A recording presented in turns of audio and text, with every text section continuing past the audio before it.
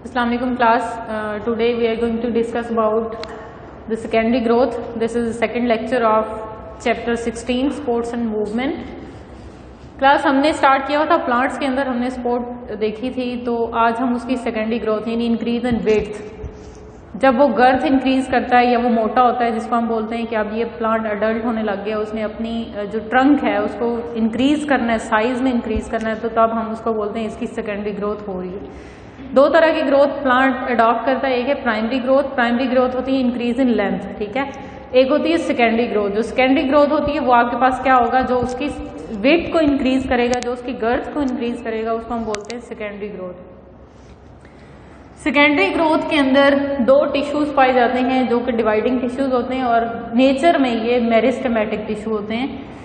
एक vascular cambium है और दूसरी कॉर्क कैम्बियम होती है। वेस्कुलर कैम्बियम नेम से जाहिर हो रहा है कि क्या बनाएगा, वेस्कुलर बंडल्स बनाएगा, और कॉर्क कैम्बियम है जिसने क्या बनाना है, कॉर्क बनानी है। कॉर्क क्या होती है, छाल होती है। जो भी आपके पास ट्रीज होते हैं, पौधे होते हैं, उनकी छाल होती है, जिसको आप कभी कभार उतार भी देते हैं। क्लास उस डिटेल से टॉपिक को स्टडी करने से पहले हम देख लेते हैं स्ट्रक्चर ऑफ स्टेम, कि स्टेम के अंदर क्या क्या स्ट्रक्चर होते हैं, ताकि आपको क्लियर हो सके वेस्कुलर कैम्बियम क्या करती है और कॉर्क कैम्बियम क्या करती है। तो जब आप स्टेम को काटते हैं, जैसे आपके पास एक ट्री है, ठीक है, इसका स्टेम आपने निकाला, तो उसका जो क्रॉस सेक्शन है कुछ आपके पास कुछ यूं है। ये सारे के सारे वो रिंग्स हैं जो आपके पास स्टेम के अंदर अपीयर होते हैं। सबसे बाहर जो रीजन होता है वो आपके पास है कॉर्क, ठीक है, जिसने छाल बन जाना है, जो उतरती रहती है, फिर दोबारा से उसको रिप्लेस भी किया जाता है, फिर उतर जाती है। उसके नीचे क्या प्रेजेंट होता है, cork cambium. Cork cambium is a tissue that produce cork cells, और कॉर्क फिर आपके पास क्या हो जाएगा, इम्प्रीग्नेट होता है लिग्निन के साथ, और ये हार्ड होने के बाद, ओल्डर होने के बाद, ये वही आपके पास क्या बन जाएगी, छाल बन जाती है।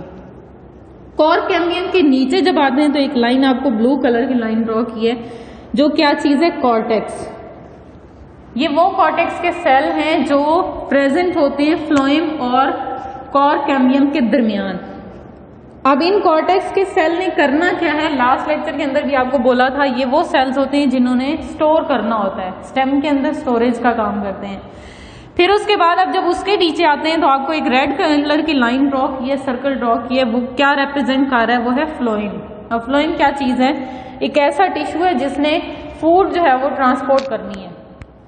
अब उसके नीचे आप जाते हैं तो एक ब्लैक कलर का सर्कल नजर आ रहा है, जो है आपके पास vascular cambium. Class vascular cambium is more important, ठीक है। ये सेकेंडरी ग्रोथ के अंदर आप कह सकते हैं वाइटल रोल प्ले करती है। इसने बनाने हैं दोनों, जाइलम भी और फ्लोएम भी।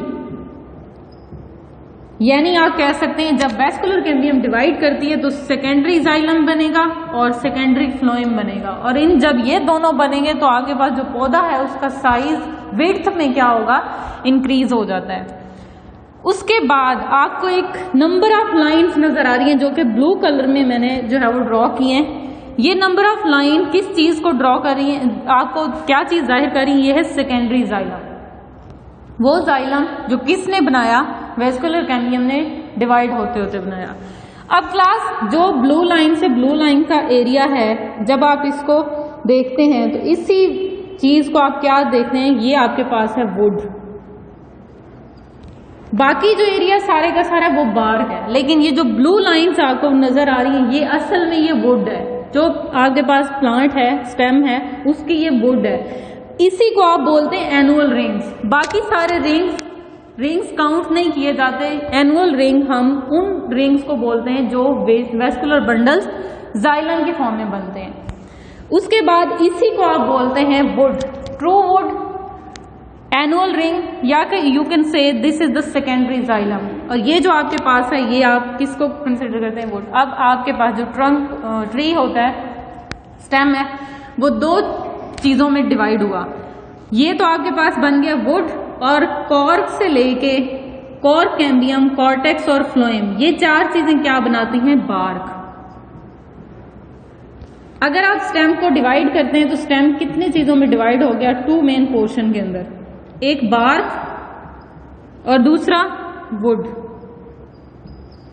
बार्क के अंदर कौन कौन से स्ट्रक्चर आ गए? कॉर्क, कॉर्क कैम्बियम, कॉर्टेक्स और फ्लोएम। और जो वुड है वो क्या चीज है आपके पास? Annual rings, secondary xylem. अब इसके अंदर भी फर्दर आप जब मजीद इसको देखते हैं तो कुछ आपके पास ऐसा स्ट्रक्चर नजर आता है कि जब आप बार्क को देखते हैं तो बार्क भी दो फर्दर कैटेगरीज में डिवाइड हो जाता है। वो क्या है कि आपके पास जो बार्क है ये आपके पास 4 रीजन्स हैं। इसी बार्क को, ये वाले जो आपके पास 2 रीजन है यानी कॉर्क है और कॉर्क कैम्बियम है, ये क्या चीज है? ये आपके पास आउटर बार्क है। और ये जो आपके पास कॉर्टेक्स है और फ्लोएम है ये इनर बार्क है। इसको कलेक्टिवली आप दोनों जो रीजन्स हैं इनको क्या बोलते हैं? This is bark of stem.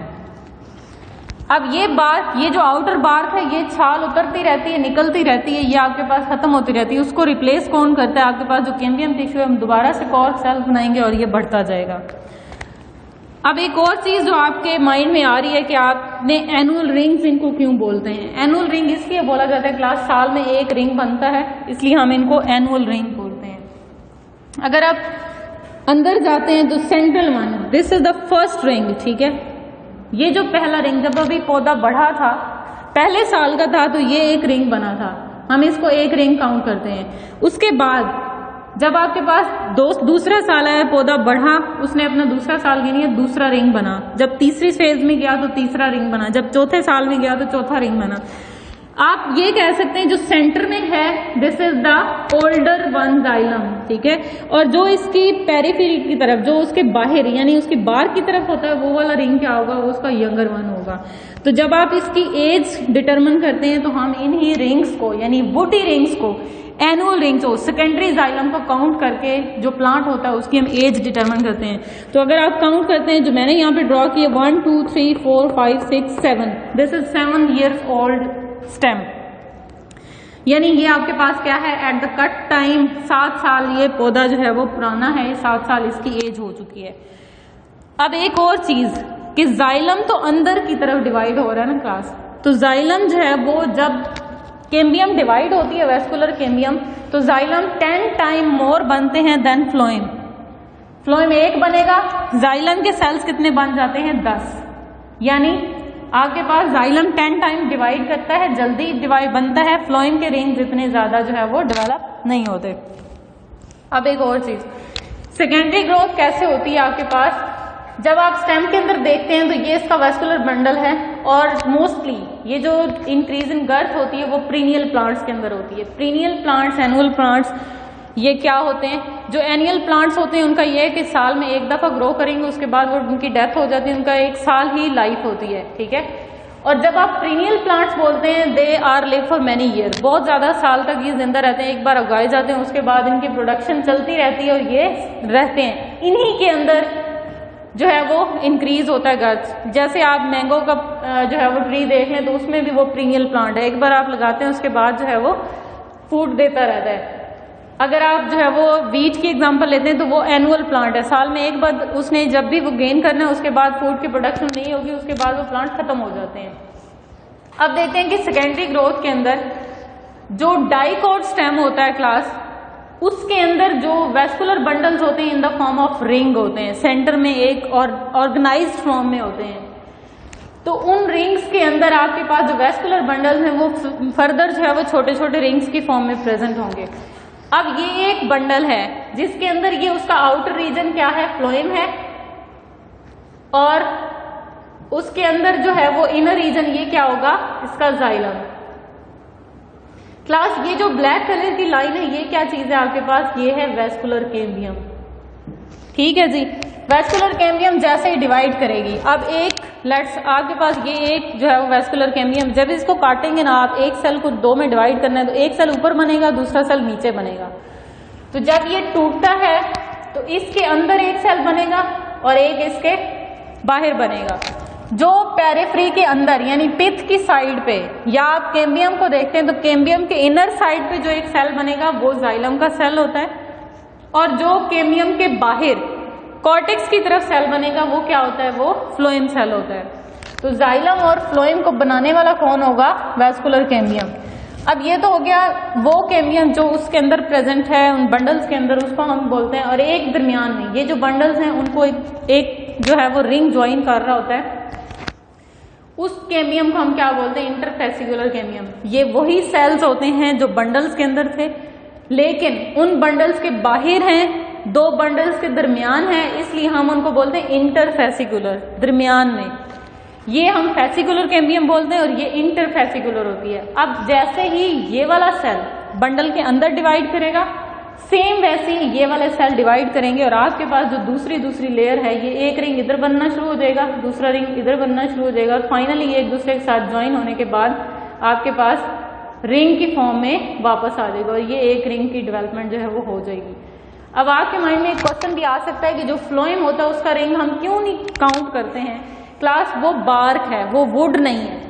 जो बार्क होती है फ्लोएम, जो ओल्डर फ्लोएम होता है वो आप उस बार्क के साथ, कॉर्क के साथ उतरता रहता है, वो कंटिन्यू रही रहता थ्रू आउट इट्स लाइफ। लेकिन जब आप इसकी वुड की बात करते हैं तो वो उसके अंदर उसके साथ सर्वाइव करते हुए जब भी कटेगा तो ये रिंग जो है वो उसके स्टेम के अंदर प्रेजेंट होंगे।